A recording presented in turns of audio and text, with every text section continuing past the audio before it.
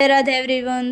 આજે કોલેજમાં હતી લાસ્ટ એક્ઝામ અને તમે જોઈ જ શકો છો કે પાર્કિંગમાં જેટલું તમને સ્ટુડન્ટ પબ્લિક જ કહો ને એ દેખાશે ને એટલું તો કોલેજમાં બી નહીં દેખાય. અને બધાના ચહેરા ઉપર હતી એક અલગ જ સ્માઇલ, કેમ કે હતી લાસ્ટ એક્ઝામ.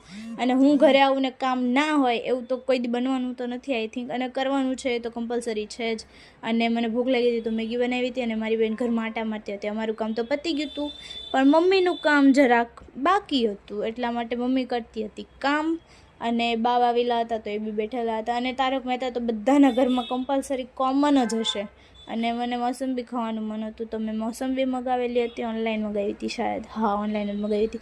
અને નોટિસ આવેલી છે બધાને જ સરકાર તરફથી કે તમારા જે પતરા છે ને ટૂંકા કરી નાખજો, એટલે કરવા જ પડશે. તો કમ્પલસરી સરકારનું કામ છે, એમાં તો કંઈ કોમ્પ્રોમાઇઝ હાલવાની જ નથી. પછી ચા પીધો, નીચેથી ને નાનું ટાણું આવ્યું હતું, એટલે નીચેથી એટલે આમાં નીચે રહે છે ને એ આવ્યા હતા એમ. અને બીજું તો શું કરવાના, હવે નાઇટમાં એન્ડિંગ તો કરવાની જ હતી, સૂઈ ગયા. બીજું તો હું લેટ થઈ ગયું તો આમ તો કંઈ નહીં. Good night, Radhe Radhe.